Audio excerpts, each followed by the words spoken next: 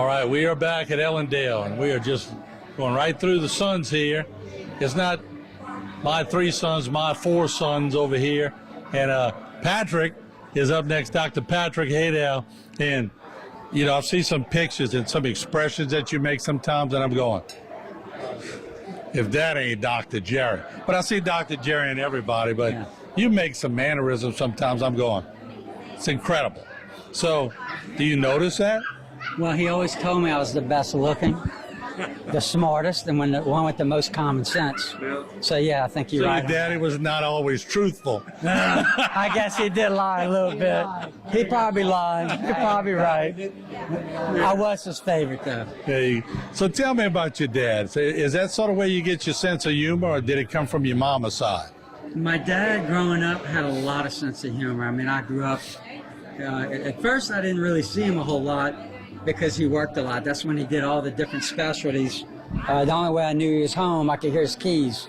My bedroom was right over that key rack. You just purchased the house. But that key rack is where I always hear his keys jingling to put on the rack. But as time went on and they had more specialists, I got to spend more time with him and realize how funny he really was. So Carl, Mike, and Larry called him a little in the strict side. Was he mellowing out when you were coming up? Yes, I believe so. He was much more laid back. I had a good time with him. He was my best friend. We hung out, watched TV every night, and he's just been so nice to me. I spent a lot of time with him going to Grand Isle, to his 3 clinics. He lost 3 clinics on Grand Isle, so I got to spend time going to the clinics with him. I actually got to scrub and work in surgery with him. When I was trying to figure out what I wanted to do, I was thinking that maybe I wanted to be a surgical assistant. So he gave me an opportunity to see what that was all about. And I was a scrub tech, and I had to wheel this elderly lady down to the OR, and it had all the family gathered around because they had to amputate her leg off. And I was crying with the family. I was a hot mess. I was like, I don't know about this.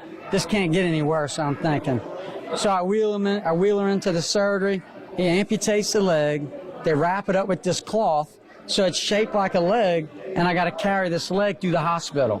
Well, little did I know, it was my first week at work, and I got lost. So I'm walking in front of the cafeteria. You'll excuse me for laughing, but that's a story. I'm walking by the cafeteria and say, anybody know where the lab is? And they're like, and it looks like a leg. And I'm like, It's like Weekend at Bernie's. That's exactly what I felt like. But I knew at that time he was testing me out and wanted to see if you really want to work in surgery, this is what you're going to have to do. And I realized that's when I wanted to go to chiropractic school. I realized this is not the life I want to live.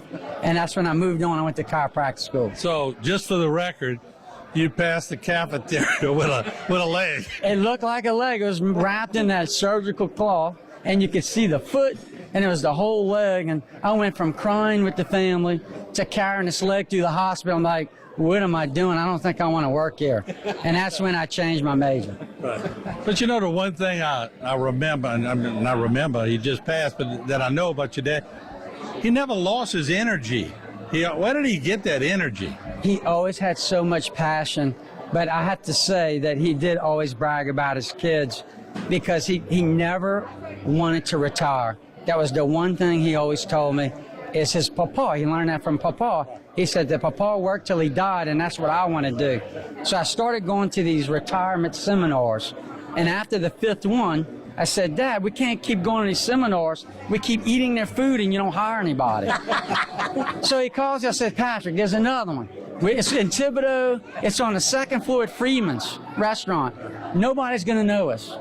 So he picks me up an hour early. We go to Freeman's. We walk up at the top. And as soon as we reach the top of the stairs, I hear, look, it's Dr. Jerry Haydel. He's like, I'm not retiring. I was like, I'm not retiring. I'm just coming to listen. And then all he did in the whole seminar is brag about all 9 kids, that he had no money because he spent on all 9 kids' education. He was all about education. He was passionate about continuing to work and educate his kids. And he loved us, and he worked very hard for it. Remember that time when he was in the hospital and you were there, and I was telling him I was going to concrete around the barn. And he said, you know, I was going to do that, but then I brought that to Miss Jeannie. She says, no, you're not. We got too many kids to feed. So y'all would have had a driveway around the barn. Yes, I think he could have used that for his rodeos.